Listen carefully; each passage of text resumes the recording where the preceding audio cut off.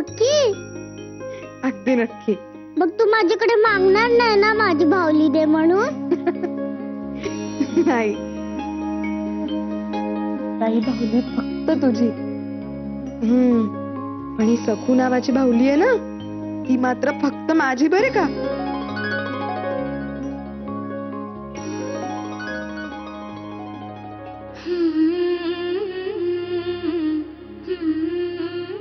ही बाहुली फार भाग्याची आहे. हिच्यामुळेच मला स्वतःसारखे यजमान लाभले.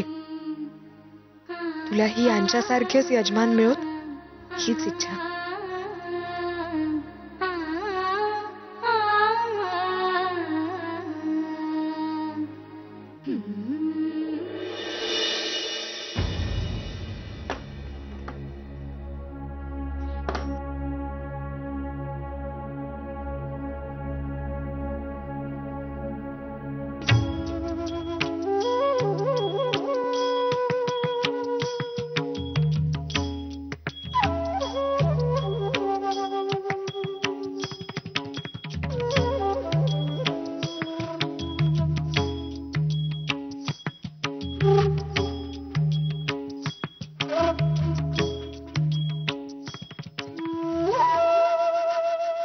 अगो बाई, विठू भाऊजी, तुम्ही? नाही, ही जपमाळ शोधित होतो मी.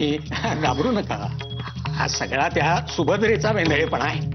मग हा तुम्हाला भेटावयास आली आणि माळ इथेच विसरून गेली आणि मी आपला शोधतोय. सापडली.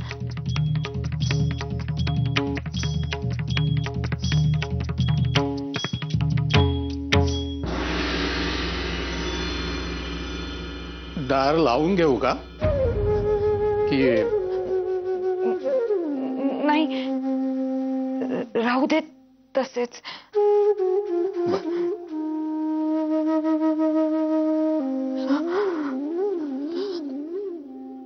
किस बाय किस, दोडका किस, किस बाय किस, दोडका किस, किस बाय किस, सखू. दोडका किस. ए सखू, बाय किस, अगो ऐक मी काय सांगते ते. बाय किस, दोडका. अगो ऐक तरी मी काय सांगते ते. जरा स्वस्त उभी राहा येते. मी काय काय सांग? मग सांगते बोलते. काय सांगतेस मी? रेखा, बरे बसा येते. ऐक आणि हे बघ, तुला आवडतात ना तसे रव्याचे लाडू, ओल्या नारळाच्या करंजा आणि चकल्या आणि शंकरपाळी असे या डब्यांमध्ये भरून दिले आहेत. पण बट्टू भटजी कुठे आहे? अगो बट्टू भटजी बांधून कसं देणार? ते गरम गरम खायचे असतात ना. नाही, मला बट्टू भटजी पाहिजे. अगो पाहिले झाले, आमचा चिडका बिब्बा चिडला. बट्टू भटजी हवेत एका पुढे. बट्टू भटजी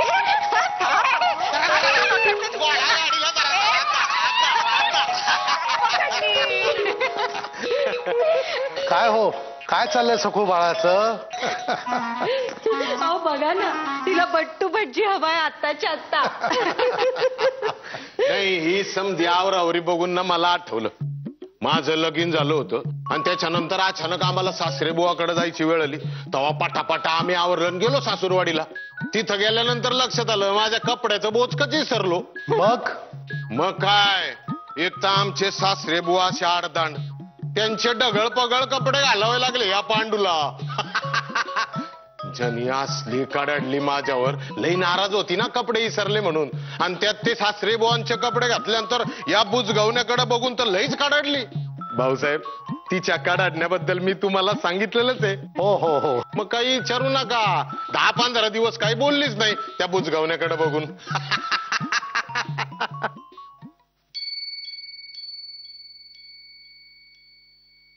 उद्या पहाटे तुम्ही निघणार, अगदी चैन नाही पडायचे तुम्ही गेल्यानंतर.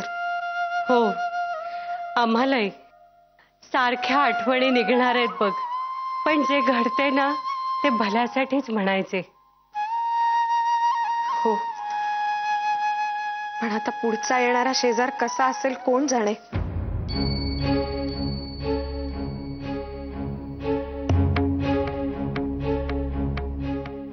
पांडुबा, आजी, जरा माझ्या बरोबर बाहेर येतोस का?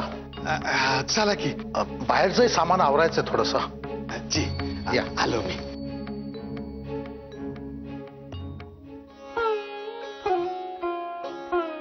खरे सांगू का रमे, तुम्ही दोघे इतके सालस विद्वान आहात ना की इथे येणारा शेजार सुद्धा स्वतःला धन्यच समजेल बघ. अहो असं तुम्हास वाटते कारण तुमची दृष्टी चांगली आहे, पण काळजीच वाटते आहे. काही काळजी करू नकोस. अगं अजून तुझ्या ओळखी नाहीयेत ना, पण त्याही होतील. खरंच काळजी करू नकोस. सखू ती पिशवी घे. ये चल बांधूया आपण.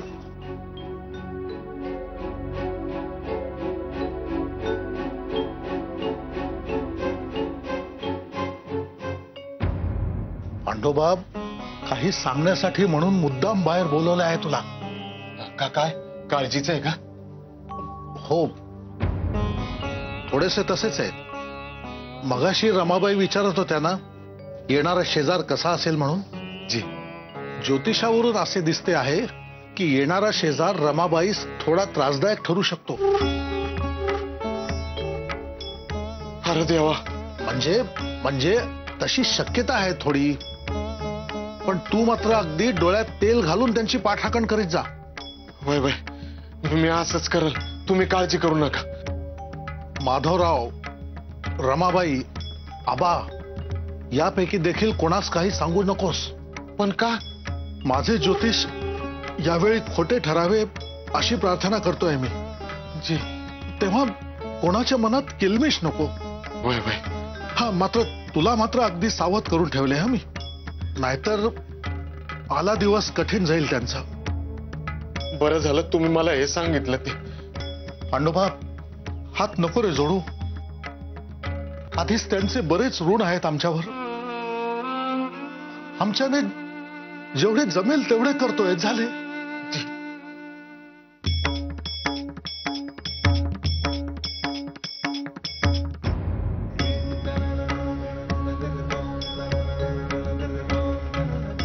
नाही नाही ताई, अहो अहो तसे काहीही नसेल. मला वाटते सुभद्रा वहिनीच्या प्रकरणामुळे भीती बसली आहे तुमच्या मनात. विठू भाऊजींच्या मनात तसे काहीही नसेल हो. अहो जपमाळ घेऊन गेले ना ते, मग झाले तर. नाही गो नाही माई, यावेळेस मात्र त्यांची नजर फार वेगळी होती. अगो आणि मी म्हणते ते माझ्या खोलीत आलेच कसे? ऐक, आता तर त्यांच्याकडे बघून भीतीच वाटते.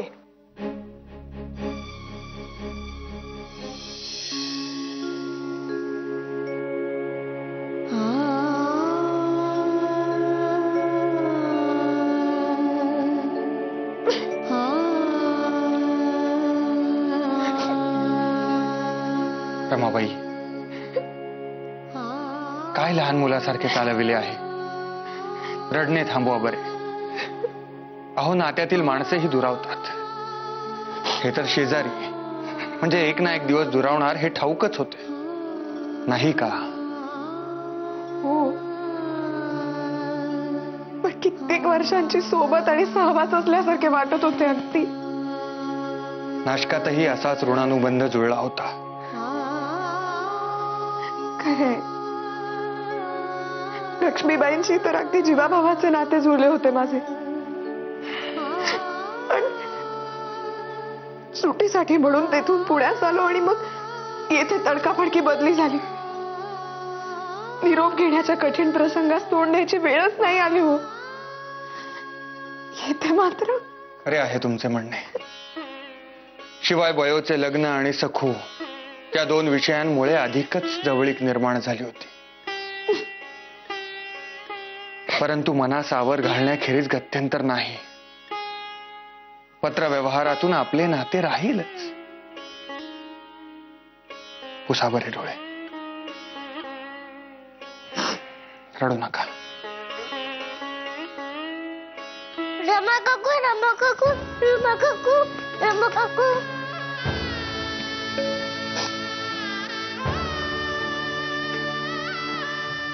काय ग?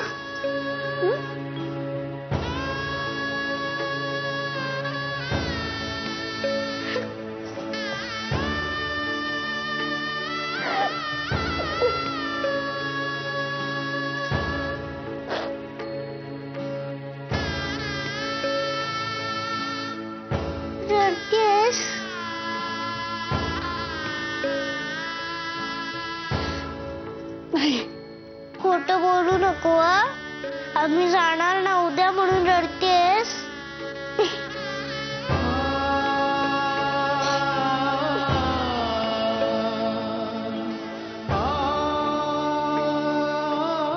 पण बाबा म्हणाले रमा काकू तुला पत्र लिहिणार. पण पत्र म्हणजे काय?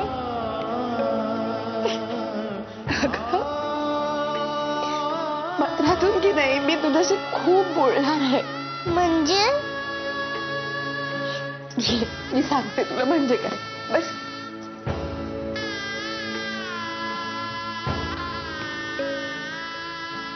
आज मला खूप गोष्टी सांगा रमा काकू.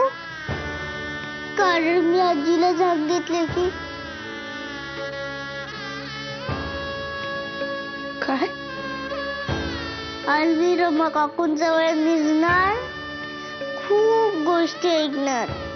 कारण आपण उद्या जाणार ना असं सांगितलं मी आजीला. दाटून येता मेघ भरे आकाश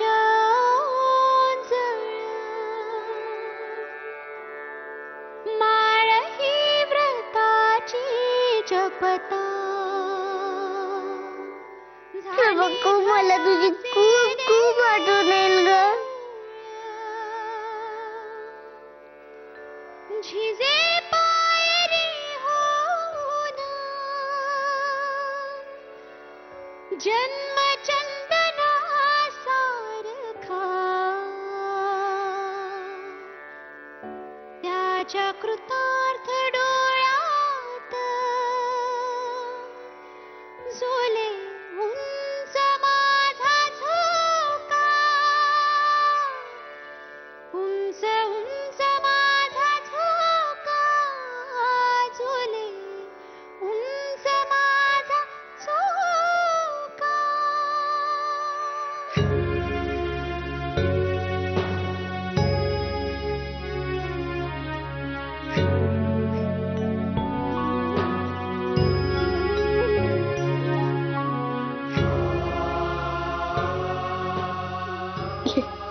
गोष्ट ऐकायची ना.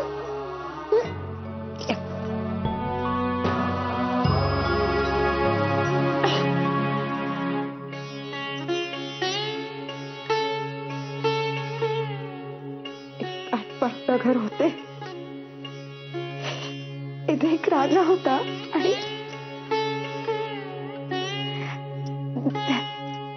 त्याची एक राणी होती.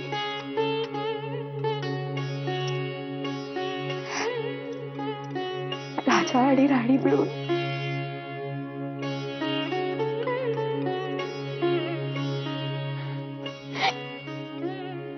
राजा आणि राणी मिळून सखूबाई इकडे. रमा काकूंना काही नाही, पुढची गोष्टच आठवत नाही ते. आम्ही सांगतो.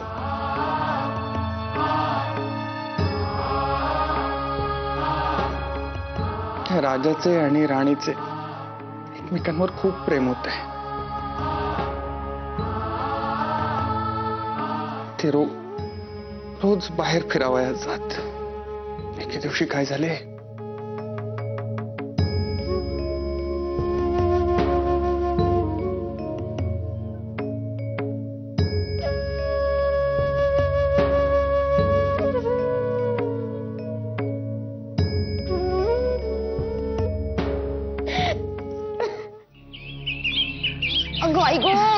ताई काकू खूप त्रास होतोय का? अगो नाही गो. सांभाळून ताई काकू. बसायचे आहे का तुम्हास? नको गो. बसून बसून मेले कंबरडे मोडले माझे. अरे अरे अरे पडले असतात ना. तुला जमत नाहीये का दुर्गे? नाही तर दोघीही पडायच्या आणि एकी बरोबर दुसरीचही दुखापत व्हायची. मी काही मदत करू का?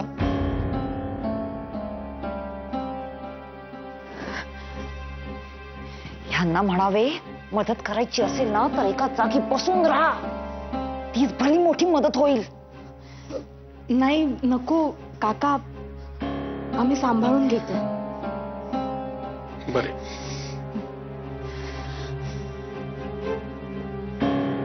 तुके मला जरा सुभद्रा वहिनींकडे घेऊन चल बरे. ताई काकू कशाला उगाच वाद, आपण पडत होतो म्हणून म्हणाले ते. तुला काही अक्कल नाहीये, तुला कळते का यातले? गप बस मग, चल घेऊन. हो ताई काकू माझे हा, ऐका. कळू दे ना विठू भाऊजींचे प्रताप काय येते. ताई काकू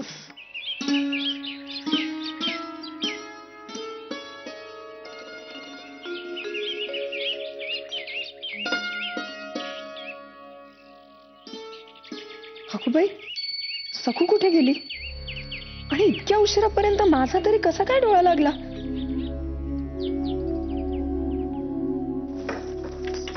सखू, ए सखू, वत्सलाबाई कुठे? रंभा वहिनी साहेब, हो पांडू काका एवढी सामसूम कशी काय येते? अहो ही मंडळी पहाटेलाच गेली ना. काय? जी. अहो काय सांगताय? आणि स्वतः धाकले मालक त्यांना पुढपर्यंत सोडायला गेले होते. आता फेर फटका मारून येतीलच बघा. अहो काय हे? माझा जरा डोळा लागला होता तर मला कोणी साधे उठवले सुद्धा नाही. काय वाटले असेल त्या मोरेश्वर मंडळींना? अगदी सख्यासारखे नाते झाले होते आपले आणि आता ते इथून कायमचे निघून जात होते आणि निरोप द्यावेळेस मी नाही. जे म्हणाले असतील काय निर्लज्ज बाई आहे, झोपून राहिलीये. मनास अगदी लागले आहे माझ्या. नाही म्हणजे तुम्ही रागवू नका. काय धाकले मालक आणि समध्या मंडळींचं असं ठरलं की ही ताटा तुटलंय, तुमच्या जीवास लागली. निरोप घेताना तुम्हाला आणखी त्रास होईल.